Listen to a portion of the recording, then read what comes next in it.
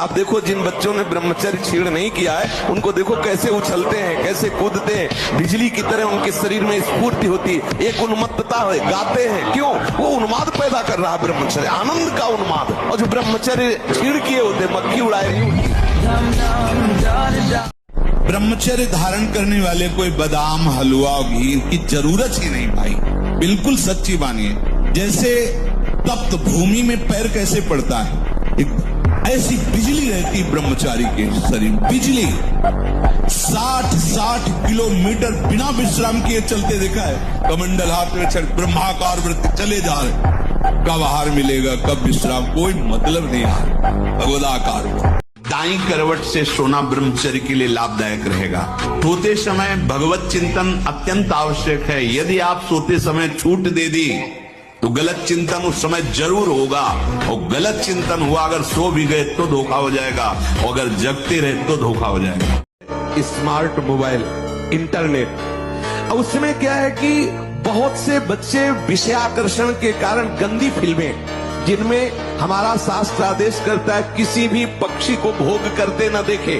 भागवत अन्य शास्त्र भी आदेश करते, कोई भी जीव यदि भोग कर रहा हो तो हम न देखें, और हम मनुष्यों का भोग देखें उसमें, और हम सोचे कि हमारा आप कोई क्रिया ना करो, केवल गंदे वो भोग संबंधी चित्र देख लो, तो आपके मन में जो संस्कार बन रहे हैं, जो कामोत्तेजक भाव बन रहे हैं, वो आपको ब्रह्मचर्य नहीं रहने देंगे। सोते जागते उठते बैठते आपका वीर स्खलित हो जाएगा। ब्रह्मचर्य ऐसे थोड़ी रह जाता है कि ऐसे खाओ पियो ब्रह्मचारी रह जाओ। हमारी बात मानो, 4 बजे उठ करके शौच स्नान करके यदि 20 मिनट व्यायाम करोगे रोज, तो आप देखोगे वरदान की तरह काम करेगा। 1 साल में आप बदल जाओगे। 1 साल में चेहरा बदल जाएगा, जीवन बदल जाएगा। नाम जप करो, आध्यात्मिक शक्ति बढ़ाओ, व्यायाम करो, शुद्ध भोजन करो, शारीरिक शक्ति बढ़ाओ, अभी आप बलवान बन जाओ। देश का भी उत्थान, अपना भी उत्थान, समाज का भी उत्थान एक ब्रह्मचारी ही कर सकता है, व्यभिचारी नहीं। तो ये मूर्ख लोग ये नहीं समझते कि तुम इंद्रियों की गुलामी स्वीकार करते हो या स्वतंत्रता, मन की गुलामी स्वीकार करते हो या स्वतंत्रता। जब तक ब्याह ना हो तब तक ब्रह्मचर्य का भाव। ब्रह्मचर्य रहने के लिए व्यायाम आवश्यक है। अगर व्यायाम नहीं करोगे तो ब्रह्मचर्य नहीं रह पाओगे। व्यायाम नहीं करोगे तो आप किसी सेवा के लायक नहीं रहोगे। शरीर के ऐसे अंग हैं जिनको हमें क्रियान्वित करना है। देखो जो दंड बैठक मारते हैं उनके अंग दिखाई दे। सबसे खास बात है कि हर समय नाम जप करना है। अगर नाम जप से चूक गए तो सब मिटिया मिट हो जाएगा, और नाम जप हो रहा है तो सब समझ जाएगा, पक्का समझना। क्योंकि भगवत चिंतन हो रहा है ना, नाम जप चल रहा है ना, वो सब संभाल लेगा, सब इंद्रियों को अंतर्मुख कर लेगा, सब समझ ले। भजन नहीं है तो फिर अध्यात्म को धारण करना कठिन है। वैसे अब क्या बताएं, ऐसा समय कि मोबाइल एक आवश्यक सामग्री सी बन गई है। आज तक नहीं मोबाइल चलाना भी नहीं आता, जीवन में नहीं। जीवन में क्या, अभी तो 30-35 से तो चला है, 25-30 वर्ष से चला होगा मोबाइल। पीछे तो हमने कभी मोबाइल नाम सुना ही नहीं था। तो आधुनिकता अभी 25-30 वर्ष से इतनी बढ़ती चली गई कि जन जन के हाथ में हो गया ये। तो ना कभी रखा है, और भगवान कृपा करे ना आगे कभी रखना पड़े। कोई पर्सनल इसका प्रयोग नहीं है, जो प्रयोग समाज का है वो 2-4 लोग अपने रखते हैं, अपने करते हैं। हमें लगता है ब्रह्मचारी अगर सत्संग सुनने के लिए चिप वाला प्रयोग करे और सत्संग के तुम खेल एक ने कहा कि अगर हम मांस नहीं खाएंगे तो हमारे अंदर बल नहीं आएगा, ऐसा नहीं आएगा, वैसा नहीं आएगा। बनो बलवान, वहां एक से एक बलवान तुम्हारे होश ठीक कर देंगे। गलत क्रिया, गलत दर्शन, गलत संभाषण, गलत आहार, इसको आप रोकिए। मोबाइल रूपी दुश्मन से बचिए। कुसंग से, जो गर्लफ्रेंड बॉयफ्रेंड वाला जहर है, इससे बचिए। ये भले समझ में लोगों को ना आवे, लेकिन हम जो कह रहे हैं उसको समझ लो। ये वो जहर है जो तुम्हारे जीवन को जड़ से नष्ट कर देगा। आगे देख लेना। संतों की बात समझ में नहीं आती है, लेकिन जैसे आंख वाले को दूर का रास्ता दिखाई देता, पता आगे कुआं है, गिरेगा जाके। तुम्हें लग रहा है बहुत सुंदर मार्ग है, हमें दिखाई दे रहा है कुआं है, गिरेगा जाके। अगर भगवान रक्षक, भगवान जिताने वाले, तो कोई परास्त नहीं कर सकता।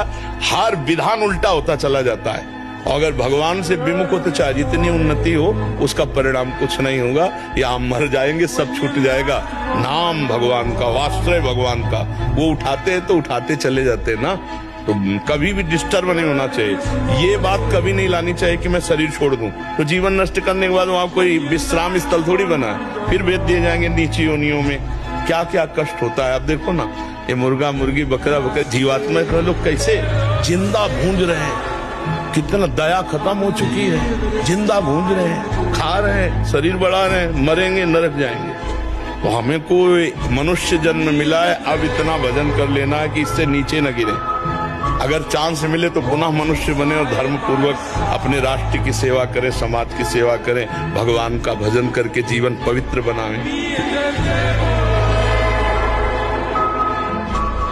सच्ची माने, हम मजाक नहीं कहते कि विनोद में कहते हैं। एक भूसे में बैठ जाएंगे, सात्विक ब्रह्मचारी हो, सात्विक भोजन करता हो, और एक भूसा कस के मार दे तो मुंह बगाड़ देंगे। जो भैंसा और बकरा खाते हैं ना, मुंह बगाड़ देंगे। इनमें ताकत नहीं, ब्रह्मचर्य की ताकत, तपस्या की ताकत, सात्विकता की ताकत, बहुत बड़ी ताकत। जैसे आप नियम लिए कि मैं ब्रह्मचारी रहूंगा, तो आपको पक्की सुविधा एक समय आएगी कि आप आराम से भोग लीजिए, कोई निगेटिव नहीं, कोई नकारात्मक सोच भी नहीं आएगी।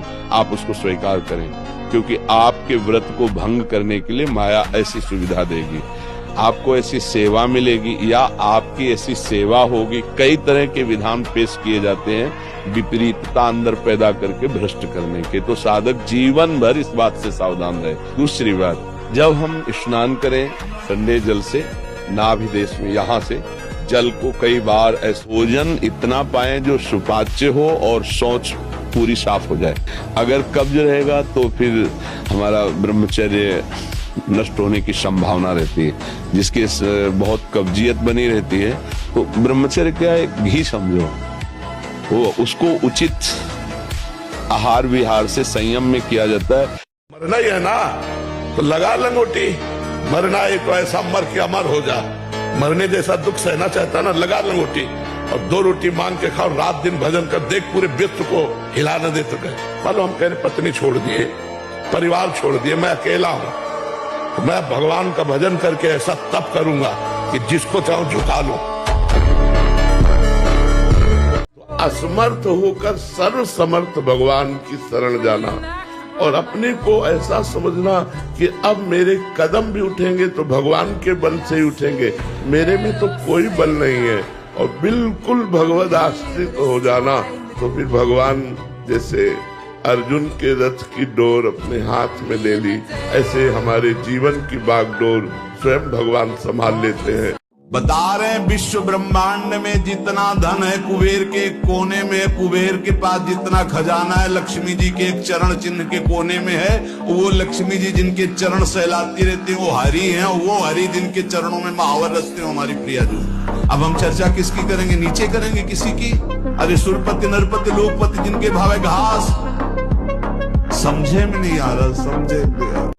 अगर इस जन्म में भगवत प्राप्ति नहीं हुई तो भगवान श्री कृष्ण ने गीता में कहा है कि मेरे भक्त का नाश नहीं होता, मैं कुलवान धनवान श्रीवानों के कुल में जन्म देता हूँ और फिर पुनः भक्ति का माहौल देता हूँ, और पूर्व का जो भजन छूटा हुआ हो वहीं से उसको।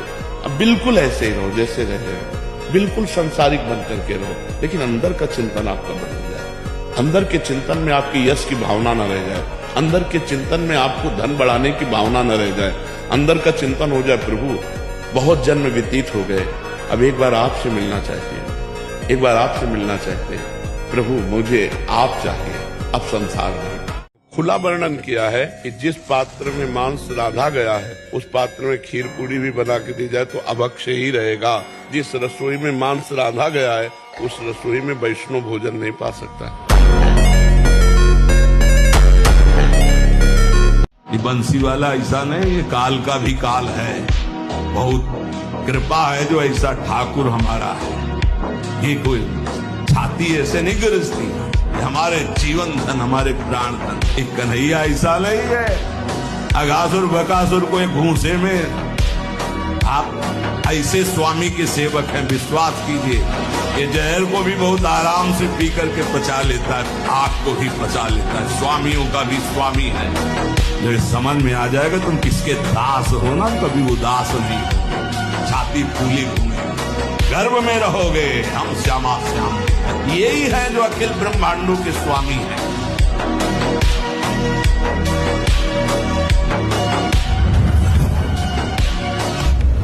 आपका कल्याण हो सकता है अगर एक बात मान ली, आज से तुम राधा जपो, राधा राधा रटो, तुम्हें कुछ ज्ञान नहीं, कोई मतलब नहीं, बस जो कर रहे हो करो, जो कर रहे हो छोड़ नहीं सकते हो तो पकड़ लो।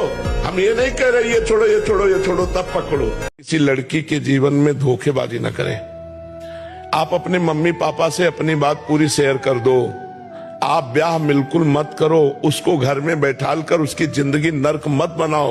वो किसी की बिटिया है, वो आई है, तुम उसके योग्य नहीं हो तो पहले बोल दो अपने माता पिता। वो पहले शर्म लगती माता पिता से बोलने में, दूसरे की जिंदगी खराब करने में तुम्हें शर्म नहीं लगती? यदि आपको कोई सता रहा है तो आप चुप हैं, ये चुप उसके लिए बम का काम करेगा। अगर हमने कुछ बोल दिया तो बचत हो जाएगी, अगर हमने बोला नहीं तो उसको भोगना पड़ेगा और तत्काल कोई न कोई उसके ऊपर अटैक होगा, काल का, माया का, वो झेल नहीं पाएगा। शास्त्रीय सिद्धांत है किसी पशु को भी नहीं लांघना चाहिए, नहीं पुण्य नष्ट हो जाते हैं। आजकल के लोग समझते नहीं, जैसे कोई सोया हुआ पुरुष है तो आप लांघ नहीं सकते, नहीं आपके पुण्य नष्ट हो जाएंगे, या कोई पशु है तो आप छलांग नहीं मार सकते, आप साइड से जाइए। यदि कोई नाम जप कर रहा है और विधाता ने उसके भाग्य में प्रतिकूल विधान लिख दिया है तो वो भी अनुकूल हो जाता है। जब सुदामा जी को सुदामापुरी प्रदान की उनके पहुंचने के पहले ही, तो विधाता आ गए और भगवान से एकांत मिले और कहा, प्रभु आपके द्वारा बनाया हुआ विधान कानून नष्ट हो रहा है आपके द्वारा ही। क्यों? बोले सुदामा जी के भाग्य में लिखा था छह श्री। छह श्री का मतलब होता लक्ष्मी का नाश, और आपने पूरी द्वारिकापुरी वैसे ही सुदामापुरी बना दी। अब उनका भाग्य हम देख रहे हैं तो उसमें लिखा है यक्ष श्री। यक्ष कहते हैं कुबेर को, श्री कहते हैं धन वैभव ऐश्वर्य महिमा को। सुदामा जी के सुदामापुरी में जो संपत्ति है, कुबेर के पास जो अष्ट सिद्धियां 9 निधियां, वो सब सुदामा जी के पास। यक्ष श्री, प्रभु आपने कानून बनाया था उसी हिसाब से। जैसे हमारा मन कह रहा है मैं देखूं, हम कह रहे नहीं देखना है, वो 100 बार कहेगा देखो, आप कहोगे नहीं ये देखो, अब वो लग जाएगा जिधर आप लगाओगे, पर वो कुछ समय तक लगेगा, फिर वो आपको वश में करने की कोशिश करेगा, और वो जब आप ना करेंगे तो आपको जलाएगा। अगर उस जलन को सह गए तो मन को अधीन कर लेंगे, और नहीं सह गए तो मन आपको अधीन। उनसे सच्ची कह रहे हैं, एक एक क्षण भगवान तुम्हें देख रहे तुम्हें, और एक एक बात तुम्हारी सुन रहे हैं। पर जब तक तुम सही आचरण नहीं करोगे तब तक तुम नहीं जान पाओगे कि भगवान तुम्हें देख रहे हैं और भगवान तुम्हारी सुन रहे हैं। जो बनना चाहते हो वही सोचो, जो सोचोगे वही बन जाओगे। मस्त रहो। विवेकी वही है जो संतुष्ट है इन केनवा, हर स्थिति में मन को प्रसन्न रखता है, और मन को प्रसन्न वही रख सकता है जिसे भगवान का भरोसा है। तो ये जो मित्र जन है ये वास्तविक शत्रु जन है, जो कहते हैं गंदे आचरण करो, यार कुछ नहीं होता, सब कोई करता है। ऐसे कई बातें कही जाती है, नहीं सब कोई नष्ट हो रहा है तो हमको भी नष्ट होना है क्या? 10 लोग गलत हैं तो क्या सिद्धांत हो जाता है क्या? ऐसा देखो, जहां से हमें सदुपदेश मिले, अच्छा हमने कभी ऐसा नहीं कहा होगा कि तुम यहाँ आओ ही नहीं, तुम जहां हो वहीं से सुनो और अपने जीवन को सुधारो। अगर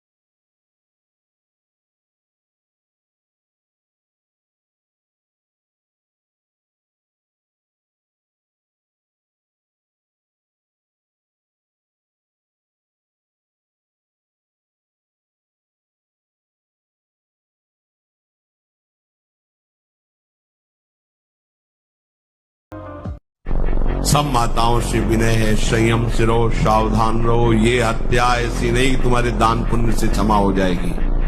ये जो भ्रूण हत्या है, गर्भ हत्या है, बहुत बड़ा पाप है। आप लोग अज्ञान के कारण इसको ध्यान नहीं देते, इसे खिलवाड़ समझते हो। कितना ज्ञान है। बेटी ही माँ है, बेटी ही बहन है, बेटी ही पत्नी बनती है, बेटी ही किसी के जीवन को धारण करने वाली बनती है। और आपने गर्भ में देख लिया बेटी है, तुम स्वयं माँ होकर उसका साथ दे रहे हो, उसका नष्ट करने के लिए। हमारी तो बात ही समझ में नहीं आती, क्या बुद्धि भ्रष्ट हो गई।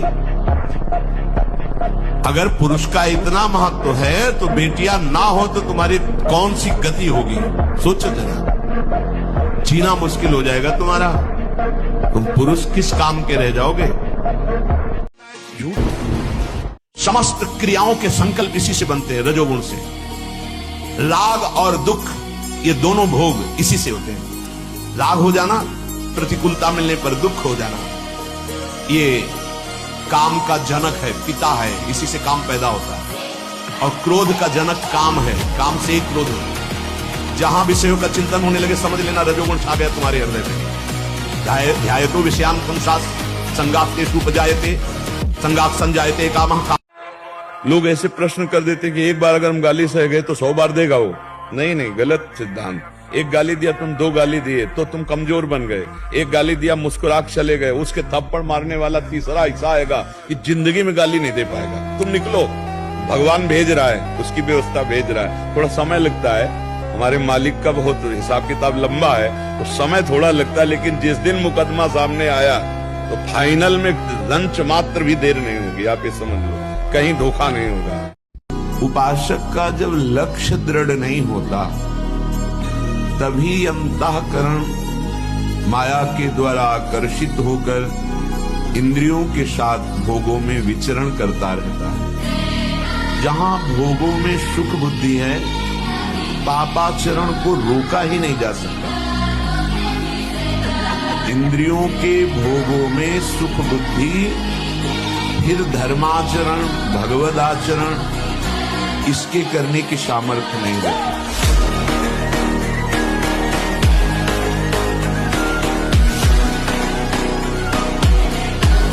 जब गर्लफ्रेंड बना लेता है कोई लड़का, देश सबको तिलांजलि देकर जिस देश में प्रीतम है उस देश की वो यात्रा करना स्वीकार कर लेता है। हर बंधन, हर कष्ट स्वीकार कर लेता है। लोक रोक ले, जो धर्म विरुद्ध है कहां रोक पाता है कोई। और ये तो जन्म ही इसीलिए हुआ भगवत प्राप्ति के लिए। बाबा जी का भेष रख के ही भगवत प्रेम प्राप्त किया जाता है, ऐसा तो नहीं कहीं लिखा। भगवत प्रेम प्राप्त करने के लिए, भगवत तत्व का बोध प्राप्त करने के लिए ही मनुष्य जन्म मिला है। भगो न भय हो, राधा रानी की जय हो। जब राधा राधा तो कोई चिंता नहीं, कोई बाधा है। और देखो दुख सुख तो सबके आते हैं जीवन में ना, सहो चुपचाप राधे राधे। कि हर परिस्थिति में आप आनंदित रहोगे। परिस्थिति हमें दुख नहीं दे सकती यदि हमारे विचार सही है। थोड़ी सी दवा इतनी सुन्न वाली कष्ट को नहीं होने देती, और चित्त भगवान में जोड़ दो कष्ट होगा। बड़े से बड़े कष्ट को हंस के सहा जाता है। तो बच्चा डिप्रेशन क्यों, दिमाग में भार क्यों?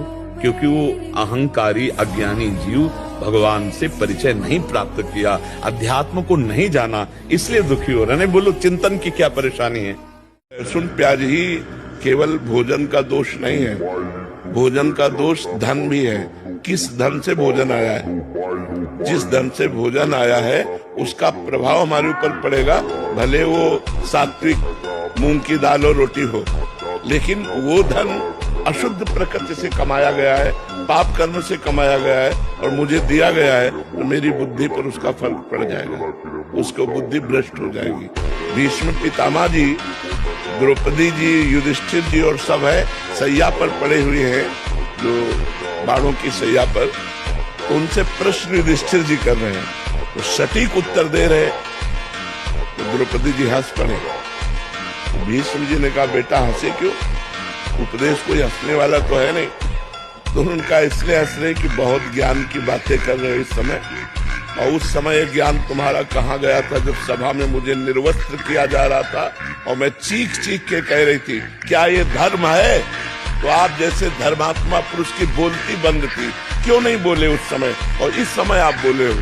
तब भीष्म जी मुस्कुरा दिए और बोले, बेटा उस समय पापी दुर्योधन का अन्न खा रहा था, 6 महीना बाणों की सैया पर पड़ा, सारा रक्त निकल गया और भीषण कष्ट से तो वो पाप नष्ट हो गया। अब मेरी बुद्धि पवित्र है, अब जो पूछोगे बिल्कुल धर्म संज्ञक उत्तर होगा। उस समय मैं नहीं बोल पाया क्योंकि पापी दुर्योधन का अन्न खाया।